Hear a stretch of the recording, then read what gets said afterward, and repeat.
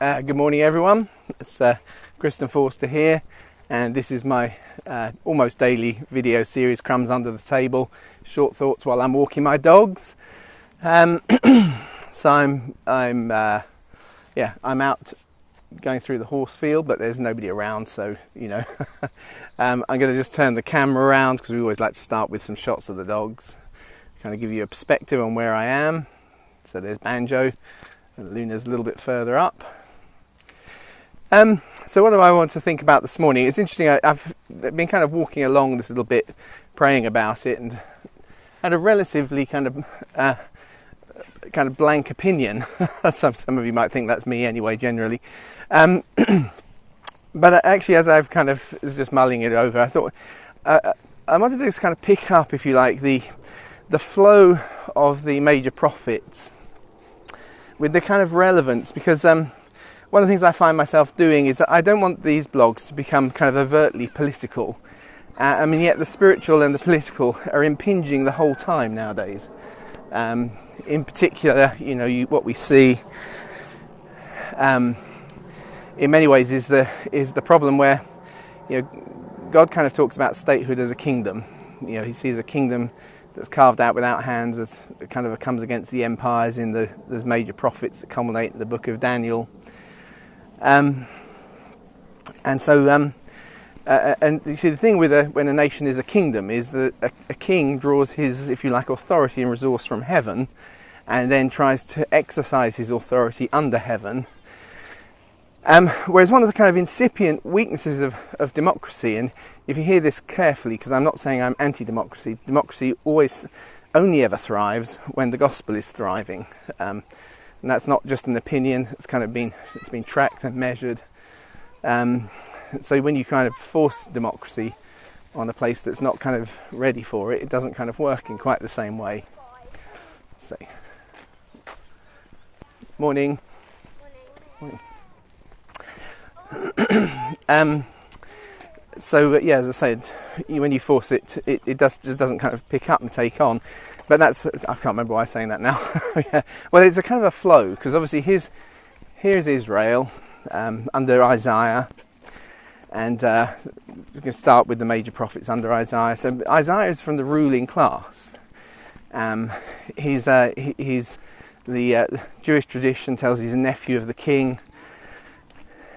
So he's right there in the kind of that leadership role, and he brings his incredible series of prophecies. He spans the gap, if you like, between the newly emergent written prophets who've written their messages down, and they've been able to be circulated, probably on ostraka, which is kind of lumps of pottery that have the messages carved into them, and the traditional role, which is someone who's inspired by the Holy Spirit, hears from the Lord, has visions, and who's right up close to the ruling class. So Jonah sits in a similar place. He's a prophet in the court of the king, and then he has a vision which gets written down for us, and so on. And Isaiah sits in that position, and he sees a problem coming, and so then he has his first. So the first kind of part of Isaiah is a kind of a written record of that process, of how he buzzes backwards and forwards, and also the royal court and royal officials are getting words from him, short words and so on.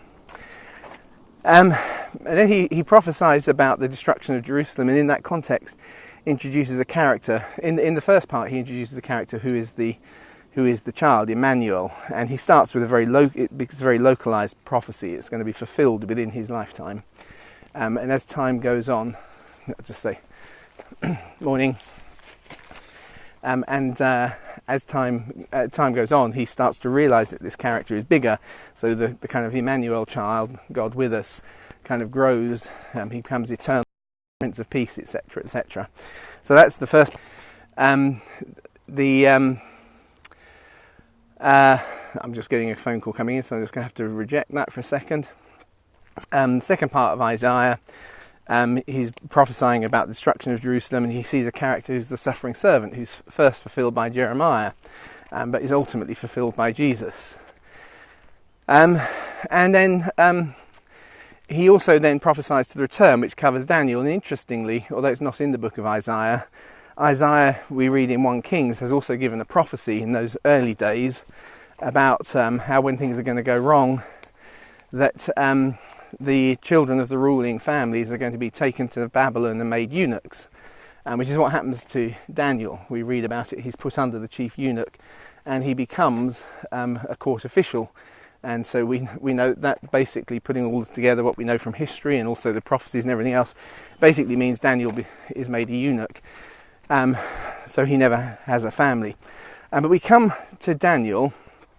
So if you kind of go through this process. So at the time when Isaiah is reigning, he's a ruler and he's within, if you like, within a godly nation. And then through Jeremiah, who's a priest, and Ezekiel, who's a priest, there is something by which, if you like, the people need to stay connected as the nation is coming under a kind of spiritual attack. The people need to stay kind of connected to God, and so there's a purifying message in Jeremiah, and in Ezekiel there is a broad message which is about how to stay faithful to God within a context where there is no temple, because it gets destroyed during the book of Ezekiel, and there is no city. So suddenly there are people without a nation. But in an ironic kind of a way, that takes Israel back to its history, because they started as Hebrews. And the Hebrew, Haberu, actually just means a wandering person. It's a stateless person. So they were, when Abraham the Hebrew, as he's referred to, Abraham the wanderer, God comes and says to him, I'm going to give you a land. Interestingly, there's a verse somewhere, I can't remember where it is, where God actually kind of says, basically it's my land, but you borrow it. And you get this kind of, there is this kind of strange, this thing right there in the mix of the spiritual and kind of the nation idea, where you can see there is potential for conflict.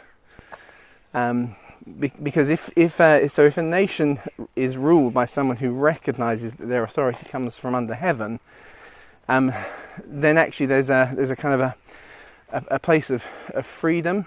I'm going to be really a bit provocative this morning. Whereas once the nation says, no, we're going to abandon that because we can't agree on it, and now the nation, if you like, and God's exist in our nation under the suffrage of the people.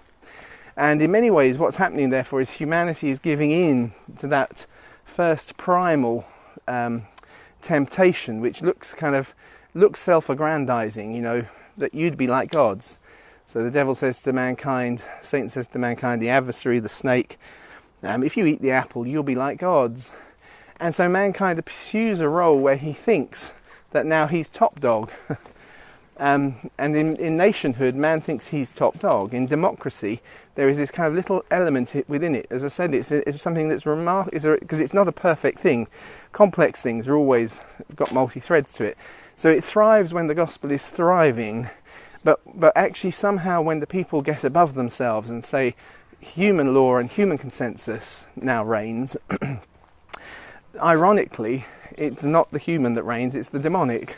And I'm going to say that quite kind of straightforwardly and strongly. For many that's pretty straight and obvious, but it's very easy as Christians to get very worked up by our political parties, and that's perhaps why I was kind of feeling, even today, I feel disenfranchised from almost all of them. I say almost all of them, I think all of them. But I shouldn't be kind of angry about that, because actually I suppose it's the nature of where we're at, is that we serve a different kingdom, we serve a different king. Our calling is to be those people who pray, your will be done on earth as it is in heaven. And some people think, I've got to pursue that through the political, and that's good. Because you can, if you like, as I said, you can be a nation under a king. You can be within the civil service. You can be someone who has local civic leadership, and you subject your leadership of multi-faith peoples, multi-lifestyle peoples, you subject your leadership to the grace of God and to the wisdom of God, and you kind of keep that place in there. Or you can go in there and just say, well, it's about human consensus. But the problem is with human consensus is we end up with the tyranny of the majority. And it happens everywhere, left or right. So on the right we call it fascism, on the left we call it Marxism. But at the heart of it is the same issue, which is it's about human coalitions kind of imposing themselves. And I don't feel like this morning I'm perhaps being very, very kind of succinct. That is more in many ways, as I was walking along, it's the reaction I have to so many bits of news, but each one in themselves is not really worth addressing, because without it just becoming an argument about a policy. It's more to do, if you like, with the people of God rediscovering their calling, which is there in Daniel. Because Daniel, and this is where I perhaps wanted to finish,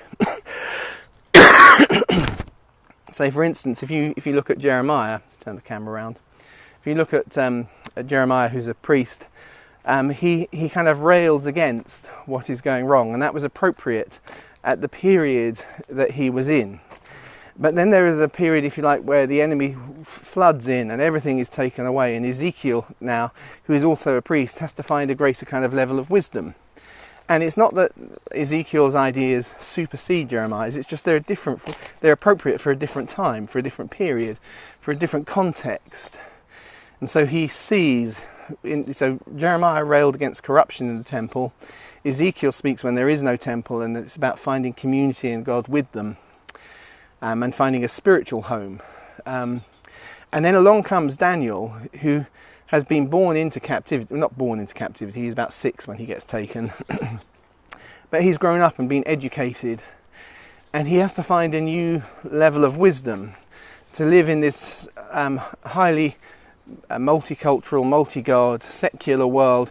It calls itself multi-God, but it has a single system that everybody has to adhere to. And so Daniel is a fantastic example of the kinds of calling we need to see released in the church.